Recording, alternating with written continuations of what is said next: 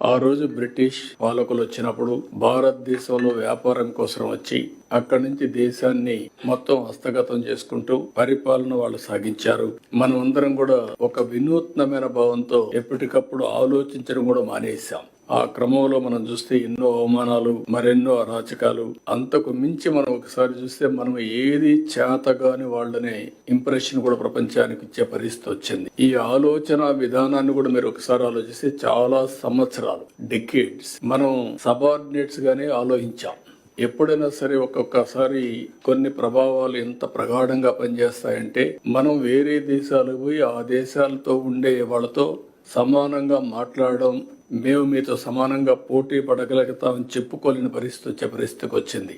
అదే ఉద్దేశం ఆ రోజు కూడా మనం చూసినప్పుడు మీకు అసలు రాజ్యాంగం రాసుకోవడం చేతనవుతుందా అని అవహేళన చేసిన రోజు అది. అక్కడి నుంచి ఈ రాజ్యాంగాన్ని రాయడం కోసం మీరు ఒకసారి చూస్తే ప్రపంచంలో ఉండే అన్ని దేశాలని, ప్రజాస్వామ్య దేశాలన్నీ అధ్యయనం చేశారు. ఒక పక్క అమెరికా, ఒక పక్క Britain, Canada, Ireland, Germany, Australia, దక్షిణాఫ్రికా, ఫ్రాన్స్, రష్యా, జపాన్, ఇలా వివిధ ప్రపంచ దేశాలన్నీ స్టడీ చేసిన తర్వాత వాళ్ళ రాజ్యాంగంలో ఉండే బెస్ట్ ప్రాక్టీస్ అన్ని తీసుకొని అంబేద్కర్ గారికి ఉండే అనుభవంతో భారతదేశ కండిషన్స్ కూడా అధ్యయనం చేసుకుని ఒక దళిత కుటుంబంలో పుట్టినటువంటి అంబేద్కర్ గారు జీవితాంతం ఎన్నో అవమానాలు పాలయ్యారు.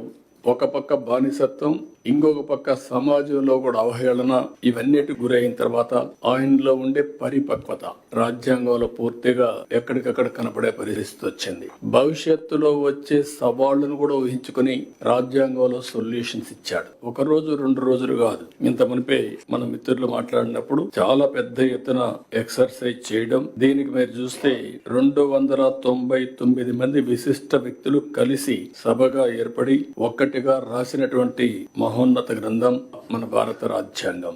వివిధ ప్రాంతాల నుంచి ఉన్నారు, వివిధ కులాల నుంచి, వివిధ రంగాల నుంచి అందరూ కూడా ఆ రోజు ఒకటిగా చేరి ఇది రాశారు. మనం గర్వించదగ్గ విషయాలు, జాతీయ జెండా రూపొందించిన తెలుగువారంతా గర్వించేలా వెంగళ వెంకయ్య గారు దానికి రూపకల్పన చేశారు. అదే మరిగా చాలా మంది ప్రధాన పాత్ర కూడా పోషించారు. టంగుటూరి ప్రకాశం, నీలం సంజీవరెడ్డి, పట్టాభి సీతారామయ్య, దుర్గాబాయి దేశ్ముఖ్, వెంకట్రావు, కల్లూరు సుబ్బారావు, మోటూరు సత్యనారాయణ, ఎన్జి రంగా, సికే కేశవరావు, ఎం తిరుమలరావు, బొబ్బెరి రాజా రామకృష్ణంగారావు, ఈ విధంగా ఒక 11 మంది ఆంధ్రప్రదేశ్ నుంచి కూడా రాజ్యాంగ సభలో సభ్యులుగా ఉండడం, ఈ రాజ్యాంగాన్ని రాసేదానికి దోహదం చేసే పరిస్థితికి వచ్చారు. అందుకే ఒక పక్క రాజ్యాంగానికి అధ్యక్షత వహించినటువంటి అంబేద్కర్ తో పాటు దేశంలో ఉండే అందరిని ఒకసారి ఆలోచించుకున్నప్పుడు ఆంధ్రప్రదేశ్ ఈ గడ్డ మీద పుట్టిన వారిని కూడా మనం ఒకసారి తలుచుకుని నివాళులర్పించాల్సిన అవసరం ఉంది.